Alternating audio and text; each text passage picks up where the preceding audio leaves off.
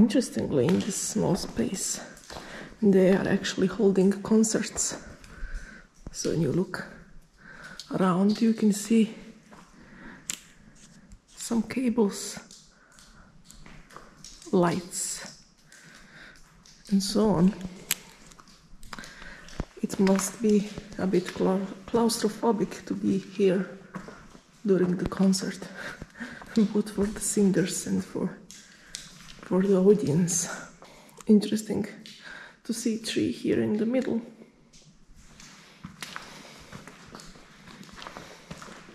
I think there are some events around Christmas time here, so I guess this would be decorated during Christmas. This entire cave would be. This is the small stage. Well, I do hope it's good. Small table, so you can make yourself coffee and sit and think about life. Or that, for that matter.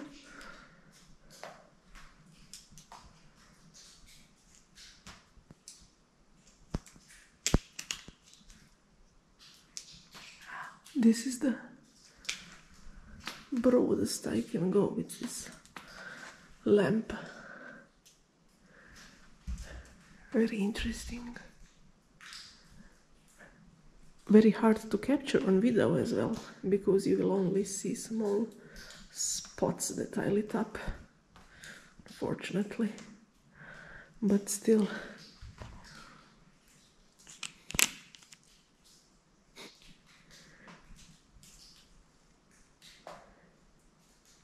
if I was in a video game, there would be a secret door there, and you would exit where your main goal is. So it would be a shortcut to fight the final boss. So during Middle Ages, people would gather here to hide from the Ottoman invasion.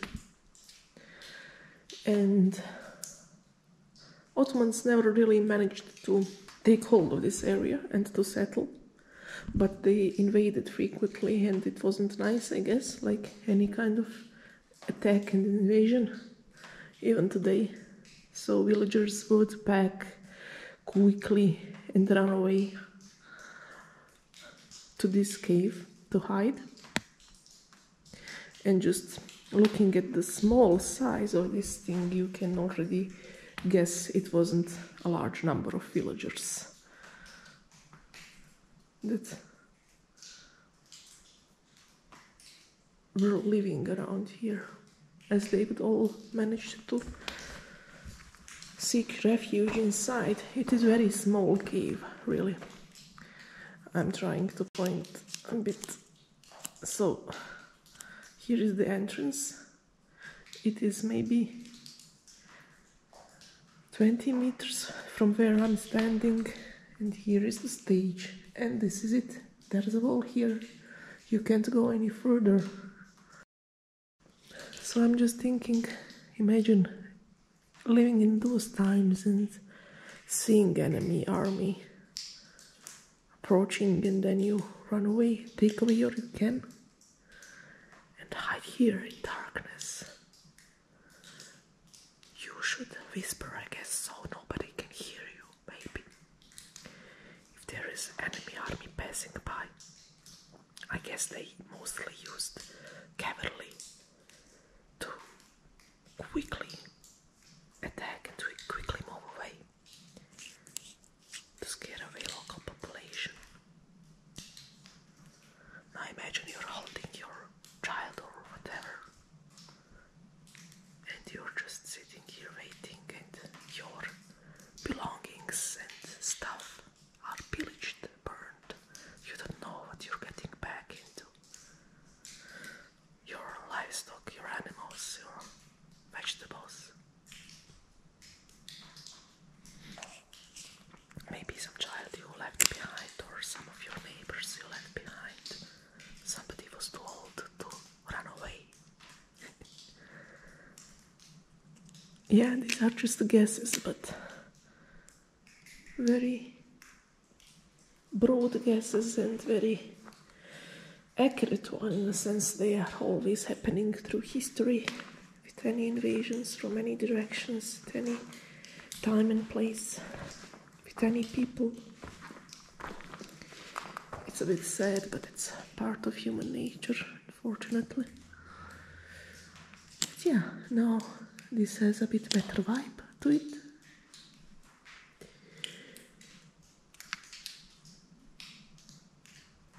Interesting that I called a dark, cold place one with a good vibe, but still. It's a nice feel. You feel sheltered. You feel safe.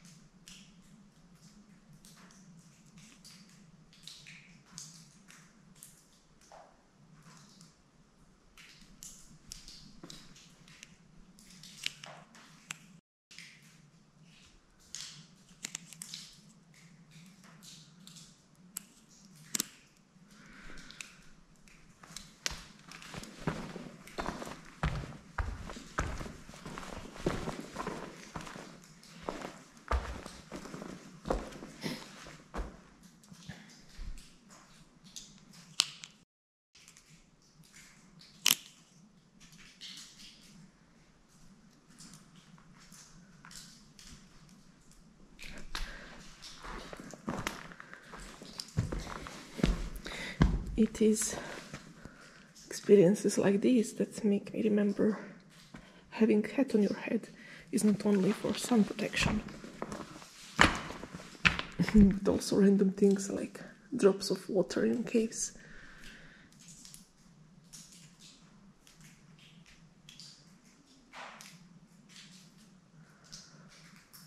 Okay. Attack has ceased.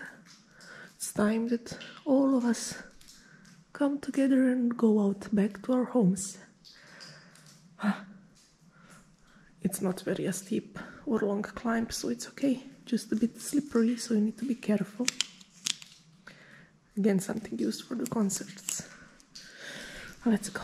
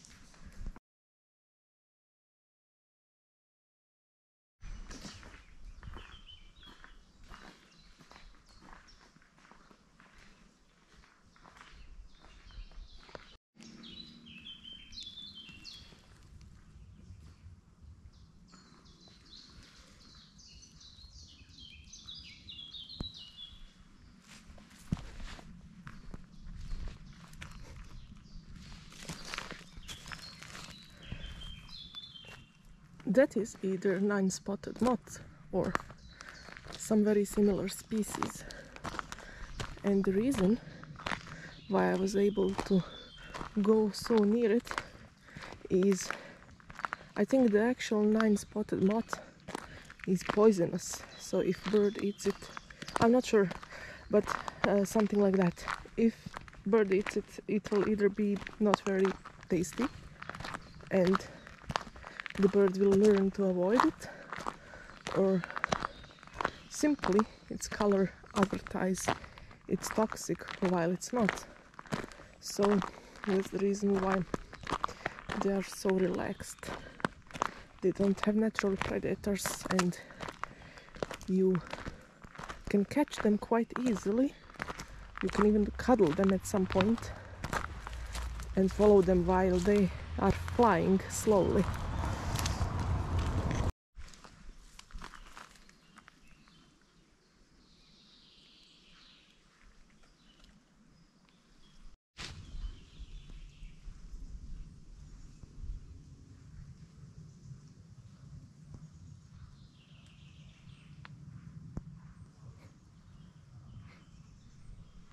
I must say they really like trees in this area.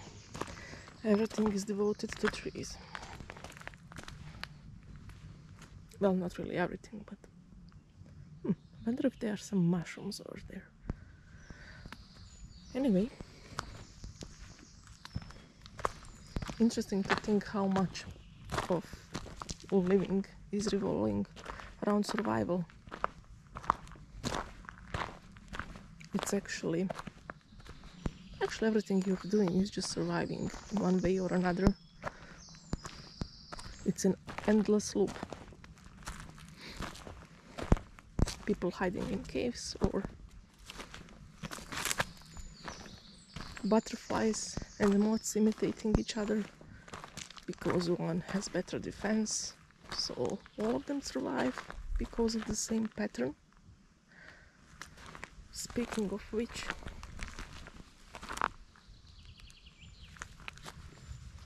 they don't have predators. Whoa. Okay, goodbye. It was nice knowing you. Hello again. You do know that not sure which one this is, because all of them are quite similar, which is the point of their mimicry.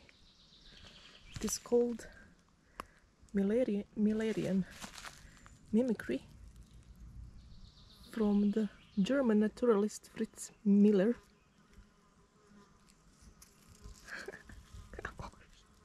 Okay, I won't bother it, I'll let it be.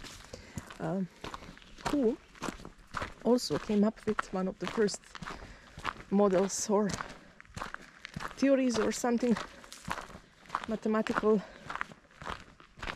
models for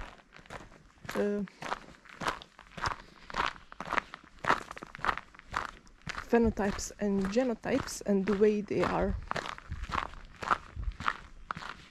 passed on.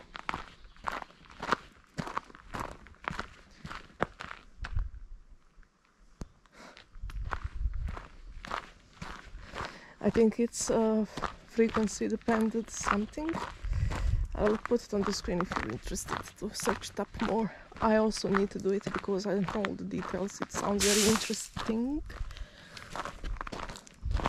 I was planning for some time now actually to explore some mathematical principles and models. Geometrical ones, physical ones, and how they are reflecting in nature. It is really an endless topic. It's like playing a mystery video game actually. And you need to solve the puzzles. You know you will never really solve it entirely.